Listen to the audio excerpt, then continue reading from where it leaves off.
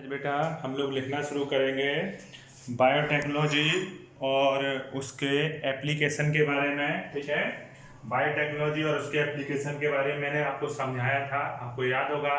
मैंने बायोटेक्नोलॉजी और प्रिंसिपल और उसके प्रिंसिपल पहला लेसन था, उसके बाद का जो दूसरा लेसन है बायोटेक्नोलॉजी का वो एप्लीकेशन है। इसके बारे में कुछ बातें मैंने एक दिन पहले लेक्चर मैंने नॉर्मल इंट्रोडक्शन किया था, दूसरे लेक्चर में मैंने बायोटेक्नोलॉजी एप्लीकेशन के दूसरे लेक्चर में मैंने थोड़ा सा एनसीईआरटी डिस्कस की, पूरी एनसीईआरटी भी डिस्कस नहीं की थी, फिर करते चलेंगे साथ साथ में।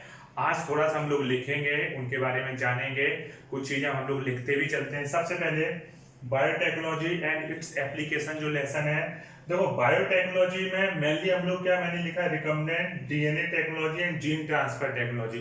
बायोटेक्नोलॉजी मोस्टली जेनेटिक इंजीनियरिंग पे बेस्ड थी और हमने वहां पे रिकम्बिनेंट डीएनए टेक्नोलॉजी या जीन ट्रांसफर के बारे में ही सबसे ज्यादा पढ़ा था। उसी से आज सुधार हुआ है, जीन लेवल पे बहुत सारी चीजों में सुधार किया गया।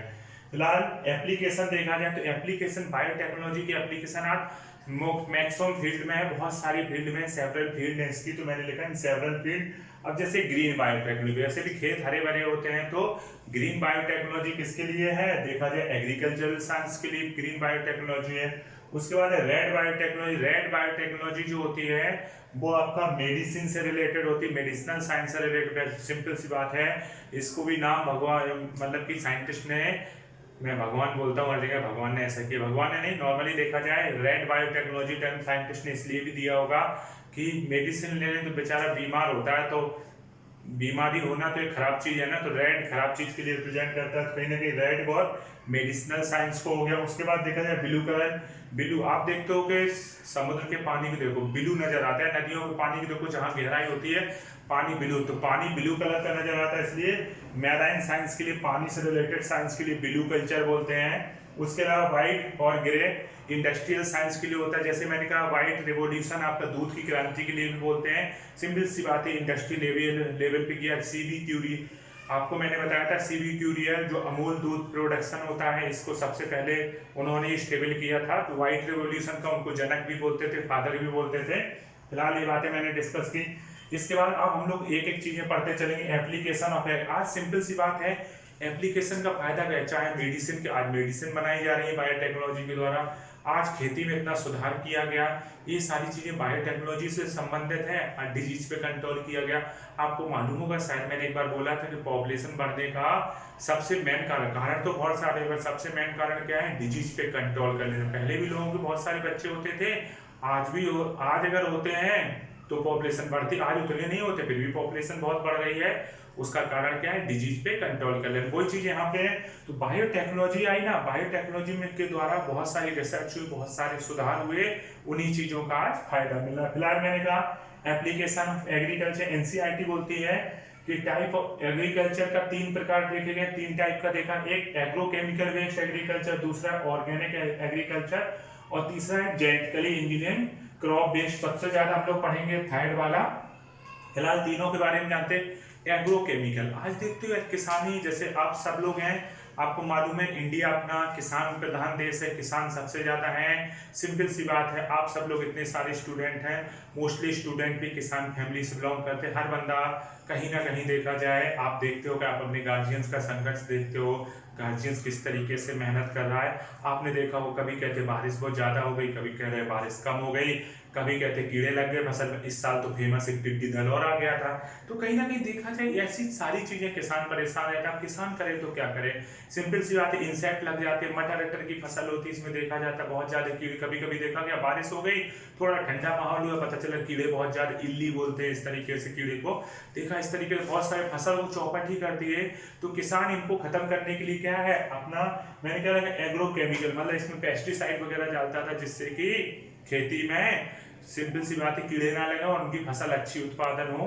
पर यार एक समस्या ये आई, ठीक है उसने, पर यार आप यार खेती कर रहे हैं, पर खेती में अगर आप सब लागत ही लगाते रहोगे, आपको कुछ नहीं बचेगा, तो आप खेती क्यों करोगे। सिंपल सी बात है एग्रो, और इससे एक नुकसान और भी है, केमिकल्स डालने से क्या होता है कि जो जमीन की उर्वरक क्षमता होती है, फर्टिलिटी जो पावर होती है वो कम होती है। इसके अलावा जो फसल पैदा होती है उसके अंदर इस तरीके से केमिकल्स पहुंच जाते हैं जो कि इंसान के लिए हार्मफुल है। जैसे आज पंजाब में कैंसर का काफी ज्यादा पेशेंट देखा जाता है, उसका कारण है कि वहाँ के किसानों ने बहुत ज्यादा केमिकल्स का यूज किया। केमिकल्स का यूज करने के कारण फसल खराब हुई। इसके अलावा जो फसल में ही इतना ज़्यादा ये पेस्टिसाइड पहुंच गया, जिस कारण से क्या हो रहा है कि लोगों के अंदर जाके वो कैंसर प्रोड्यूसिंग जीन जो होता है ऑन्कोजीन, उसको प्रमोट कर देता है, कैंसर हो रहा है। तो ये मैं एक 100% नहीं कि सभी को हो जा रहा है, देखा गया है ज़्यादा परसेंटेज। तो अगर हम लोग देखें तो ये एग्रोकेमिकल बेस्ड जो एग्रीकल्चर, फायदा तो हो रहा है पर नुकसान क्या है, किसान को खर्चा ज़्यादा लग रहा है, दूसरी जो जमीन की फर्टिलिटी पावर है वो भी कम हो रही है। ये सारे नुकसान भी, तो कुछ अच्छाइयाँ और कुछ बुराइयाँ। दूसरा है ऑर्गेनिक। आज ऑर्गेनिक की बहुत ज़्यादा मांग हो रही है। ऑर्गेनिक का मतलब है जैसे सादा गोबर की खाद डाली गई खेती में, तो ऑर्गेनिक खाद भी, ऑर्गेनिक के द्वारा भी आज खेती उपज, मतलब कि ऑर्गेनिक सब्जियां, लोग कहते हैं ऑर्गेनिक सब्जी खाओ, और क्योंकि खाद बीज की ना खाओ, नुकसान, जो खाद डलती है वो वाली नुकसान करती है, जो केमिकल वाली खाद डलती है। अगर नेचुरल खाद डाली जाती है गोबर की, इसको ऑर्गेनिक सब यूज करते हैं।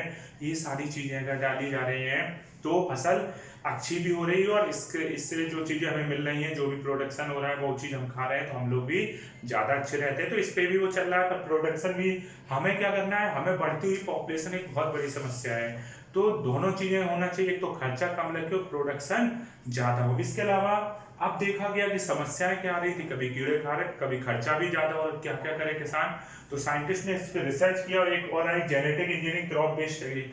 मतलब अब यार मान लो कोई फसल है, उसको कीड़ा जल्दी खा ले, तो हमें ऐसा कुछ उसके अंदर ऐसा जीन डाल दें कि उस फसल को कीड़ा खा ही ना पाए। जब नहीं खा पाएगा तो क्या होगा, सिंपल सी बात है, फसल बची रहेगी। तो इसमें जेनेटिकली उनका जीन को मॉडिफाइड किया गया। यहाँ पे देखो, genetically engineering crop based agriculture, yes, इससे जो क्रॉप बनाया गया उन्हें बोलते हैं जीएम क्रॉप या जेनेटिकली मॉडिफाइड क्रॉप। सिंपल सी बात है, जीन लेवल पे चेंज करके जो बनाए गए उन्हें क्या बोलते हैं, genetically modified crop, GM crop. और इनसे जो फूड मिलती है उसे जीएम फूड भी कह सकते हैं। ठीक है, बहुत नॉर्मल सी बात है, ध्यान देते जाना, बहुत ही सिंपल लेसन है, केवल एक कहानी है। उसके बाद जीएम क्रॉप का फायदा क्या है, आखिरकार इनका फायदा क्या है। तो जीएम क्रॉप, अब यार सिंपल सी बात है, फायदा लेने के लिए तो बनाया गया, साइंटिस्ट ने इतनी रिसर्च की, तो आखिरकार इनका फायदा क्या है। तो पहले मैंने लिखा, पहला फायदा लिखा है, एनसीईआरटी बोलते हैं to enhance nutritional quality of food. Food जो आप खाना ले रहे हैं, सिंपल सी बात है, खाना क्वालिटी वाला होना चाहिए, आपको फायदा करे, आपको नुकसान ना करे। आपको गुटखा सिगरेट ये सारी चीजें क्यों मना की जाती है, सब मत लो, क्योंकि ये नुकसानदायक है। नहीं तो गुटखा खाने वाले गुटखा भी चबाते हैं, उन्हें बहुत मजा आता है, तंबाकू चबाते हैं, बहुत मजा आता है, जो भी है, कहीं ना कहीं पर ये खराब चीजें हैं, कैंसर कॉजिंग एजेंट है। तो हम लोग इन चीजों को नहीं लेते ना, तो कहीं ना कहीं हम लोग वो चीज लेते हैं, कहा जाता है ये चीज खाओ, ये चीज खाओ, ज्यादा न्यूट्रिशन देगी, इससे ज्यादा फायदा है। उसका कारण क्या है, मैंने कहा पहला पॉइंट लिखा है, to enhance nutritional quality of food. ये फूड की न्यूट्रिशनल वैल्यू को बढ़ाता है। जैसे इसका गोल्डन राइस, पीएमटी में बहुत बड़ा क्वेश्चन है, गोल्डन राइस, गोल्डन मतलब कि ये लाल कलर के नजर आता है, थोड़ा सा रेड रेड कलर का चावल होता है, ड्राई करके बनाया गया है। इसमें विटामिन ए की मात्रा, ये क्वेश्चन बहुत बार पूछा गया, गोल्डन राइस में, पिछली बार भी नीट में आया था, गोल्डन राइस में कौन सा विटामिन होता है, आप आंसर क्या दोगे, विटामिन ए की मात्रा ज्यादा होती है। और इसमें कैरोटीन लेवल 8, इसमें साइंटिस्ट ने क्या किया था, कैरोटीन की एंट्री कराई थी इस चावल में, और इस तरीके नॉर्मल चावल में कैरोटीन की एंट्री कराई थी। उसके बाद क्या बनाया था, उसके बाद आपको देखा जाए इस चावल को बनाया था, जिसको क्या बोलते हैं, गोल्डन राइस बोलते हैं। तो गोल्डन राइस में विटामिन ए ज्यादा होता है, क्योंकि इसमें बीटा कैरोटीन की एंट्री करा के बनाया गया था। तो ये चीज याद रखना। उसके बाद एनसीईआरटी लाइन वाइज तो आपको पढ़नी, फिलहाल क्वेश्चन एनसीईआरटी से ज्यादा नहीं आता है, बाहर के फ्री में पूरा आपको बताऊंगा, जितना भी एक्स्ट्रा है नॉलेज, ठीक है,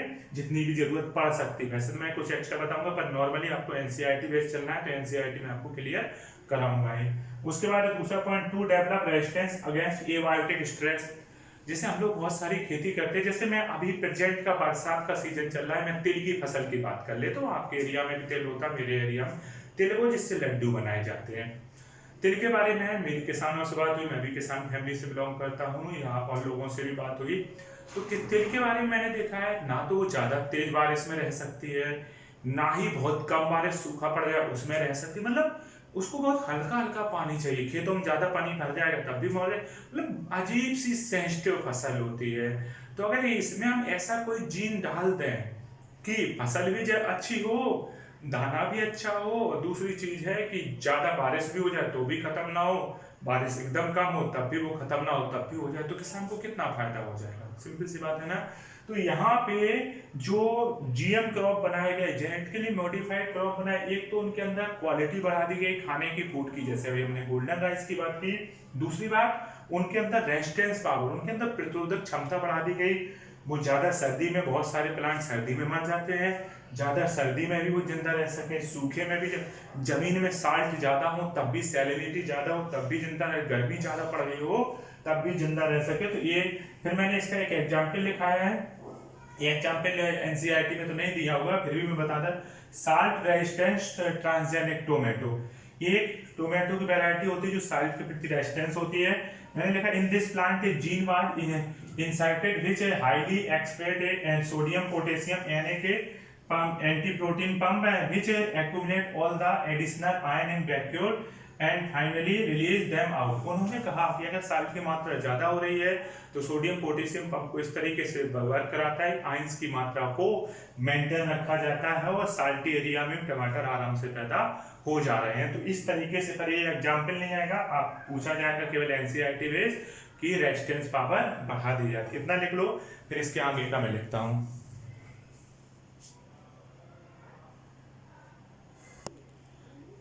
अब अगर जीएम के बारे में हम लोग और जाने तो इसमें इसकी एक प्रॉपर्टी और होती है, जैसे मैंने कहा to reduce post harvest losses, मतलब कि फसल के उत्पादन के बाद भी आप देखते हैं बहुत सारी फसलें जल्दी खराब हो। जैसे हम टमाटर को देख रहे हैं, टमाटर आप देखते हो जो देसी टमाटर आता है, जो नॉर्मल आपने देखा वो बहुत जल्दी सड़ जाता है, उसकी जो स्किन बहुत पतली होती है, बाहर की जो परत होती है, लेयर होती है, बहुत पतली होती है। पर आज आप देखते हो जो मार्केट में ये जो टमाटर हमेशा आते रहते, पहले क्या था, पुराने जमाने में जो टमाटर की फसल आती थी केवल सर्दियों में आती थी, जहाँ आजकल पता है आजकल इतनी सारी चीजें बायोटेक्नोलॉजी द्वारा बन चुकी है कि हर हमेशा उपलब्ध है। जैसे पहले आपने कभी जोक सुने हो तो कहते थे कि कैदी बोलता था कि कैदी से वो जज पूछता था कि तुम्हारी लास्ट विशेष क्या है, तुम्हारी लास्ट इच्छा क्या है, मरने से पहले आप क्या चाहते हो। तो ऐसे जोक्स बनते थे, वो बोलता था मैं तरबूज खा के मरना चाहता हूँ। अगर आज बोलेगा तो क्या होगा, तरबूज ला के दे दिया जाएगा, लोग खाओ मर जाओ, तरबूज हमेशा मिलता है। ऐसे ही पहले केला को, मैं बहुत छोटा था मैंने देखा केला केवल बरसात के सीजन में आता था, आज केला हमेशा मिल रहा है। कहीं ना कहीं बायोटेक्नोलॉजी के कारण ही ऐसी चीजें उपलब्ध हो पा रही, नहीं हो पा रही। आज देखा जाए बहुत सारी चीजें ऐसी, जैसे मैंने कहा टमाटर पहले मैंने तो इतना ध्यान नहीं दिया, पर मैं तो छोटे से ही देख रहा हूँ हाइब्रिड टमाटर भी आ रहे हैं। पर पहले सुनते थे केवल सर्दियों में आता था टमाटर, पर जो देसी टमाटर होता था उसकी बहुत पतली स्किन होती थी, परत जो होती थी बहुत पतली होती थी, तो वो जल्दी खराब हो जाता था। साइंटिस्ट ने क्या किया, साइंटिस्ट ने दिमाग लगाया कि टमाटर को अधिक से अधिक, आज आप देखते हो ये वाला टमाटर रखा रहता है 10-10 दिन तक खराब नहीं होता है। आखिरकार साइंटिस्ट ने इस पे दिमाग लगाया कि टमाटर के अंदर ऐसी क्या चीज है, ऐसी क्या चीज है जो टमाटर को खराब कर देती है, टमाटर खराब हो जाता है। तो इसमें एंजाइम पाया जाता था टमाटर में जिसे बोलते हैं पॉलीगैलेक्टोरोनेज। ये क्या करता था, डिजोल्व पैक्टिन। ये क्या करता था, डिजोल्व पैक्टिन। जो पैक्टिन की लेयर होती है उसको क्या करता है, लूज करता है। डिजोल्व भी लिखा है, लूज लिखे हैं, लूजेस पैक्टिन की लेयर को क्या करता है, लूज करता है, ढीला करता है, डिजोल्व करता है, जिस कारण से क्या है टमाटर जल्दी खराब हो जाता था, सड़ने लगता था। तो इन्होंने क्या किया, इन्होंने दिमाग लगाया कि टमाटर, जैसे यहाँ पे लिखा फ्लेवर सेवर टोमेटो बनाया गया, इन्होंने इसमें क्या किया गया, ये जो टमाटर बनाया गया इसमें इन्होंने क्या किया, इस एंजाइम को हटाया।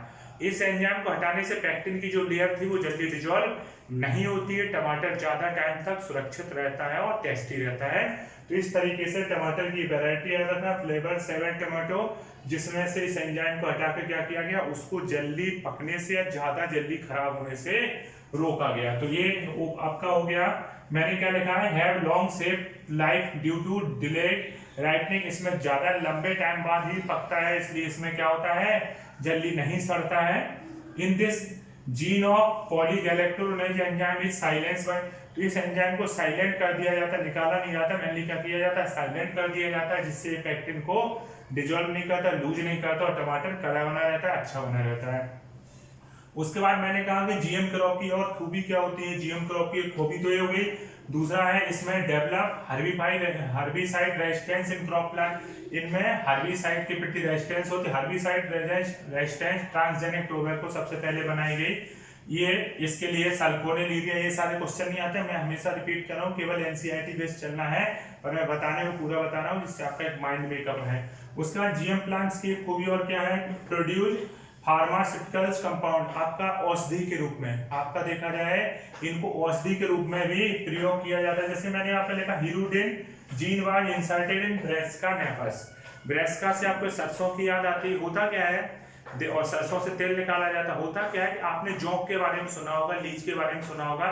लीच के अंदर बहुत सारी खूबियां होती है, जैसे सबसे बड़ी खूबी तो यही होती है कि जब लीच खून पीती है तो खून जमता नहीं है, जबकि खून बॉडी से बाहर निकलने पे जम जाता है, पर लीच जब खून पी रही होती है तो खून नहीं जमता है। तो इस पे दिमाग लगाया गया कि आखिरकार ऐसा क्या है कि लीच के अंदर, तो इन्होंने इस पे दिमाग लगाया कि जैसे हम लोगों के अंदर बीमारियां होती हैं, बीमारियां क्या होती है कि खून जो है ना, पता चला कभी कभी क्लॉट बन जाता है, क्लॉट बन गया तो पूरा पता चला पैरालिसिस हो गई, बॉडी को दिक्कतें आती हैं। तो उन्होंने कहा कि ऐसा तेल बनाया जाए जिसको खून को जमने से रोकने वाली प्रॉपर्टी हो। तो इन्होंने क्या किया कि जैसे हीरोडिन के सलाइवा में ऐसा नेचर होता है, हीरोडिन नाम का केमिकल पाया जाता है जो खून को बचने से रोकता है। तो इन्होंने हीरोडिन वो जीन निकाला जो इसके लिए जिम्मेदार है, जब वो खून पीती है तो खून नहीं जमता, उसके लिए जिम्मेदार कौन सा जीन है, उस जीन को निकाला, ब्रेस्का में डाला। किस प्लांट में डाला, ब्रेस्का में डाला, और ब्रेस्का से जो सीड तैयार हुए उनसे फिर ऑयल निकाला गया, उस ऑयल का मेडिसिनल यूज किया गया, मेडिसिन के फॉर्म में यूज किया जाता है, क्योंकि उसके अंदर हीरोडिन के करेक्टर होते हैं। अगर क्लॉट जम गया तो उस जगह से भी को दिया जाता, तो ये दवाओं के फॉर्म में यूज है। उसके अलावा जीएम प्लांट्स की खूबी और होती है कि increase efficiency of mineral uses by plant, मतलब ये जमीन से मिनरल यूज करने की इनके अंदर क्षमता भी ज्यादा होती है। नॉर्मल प्लांट के मुकाबले जमीन से ज्यादा मिनरल्स ले लेते हैं, और ज्यादा मिनरल्स ले लेंगे तो इंसान के अंदर उतने ज्यादा मिनरल्स पहुंचेंगे, आपको उतना अधिक फायदा होगा। उसके बाद कुछ मैंने एडविल वैक्सीन लिखी, खाई जाने वाली वैक्सीन जो वैक्सीन के फॉर्म में बनाई गई हैं जीएम प्लांट्स। इसमें trans tomato, trans sugar beet, trans potato, trans banana ऐसा दिया गया। तो डायरिया के केस में इन्हें दिया जाता है, टोमेटो को हेपेटाइटिस और कॉलरा के केस में दिया जाता है, ट्रांस सुगरबीट को फूट और माउथ डिजीज के केस में दिया जाता है। तो ये तो मेडिसिनल प्रॉपर्टी हो गई, इतनी बात हो गई। अब दो इंपॉर्टेंट बातें और आने वाली है जीएम क्रॉप से रिलेटेड। हम लोग टोबैको से रिलेटेड डिजीज के बारे में डिस्कस करेंगे, क्या क्या उसमें पॉइंट बनेगा वो डिस्कस करेंगे। देखो ये पॉइंट ही आप सुन लोगे, चुटकियों में क्वेश्चन निकलेंगे। इसके अलावा GRNA साइलेंसिंग क्या होती है, वो सारी बातें हम लोग डिस्कस करेंगे। पहले आप इतना लिख लीजिए।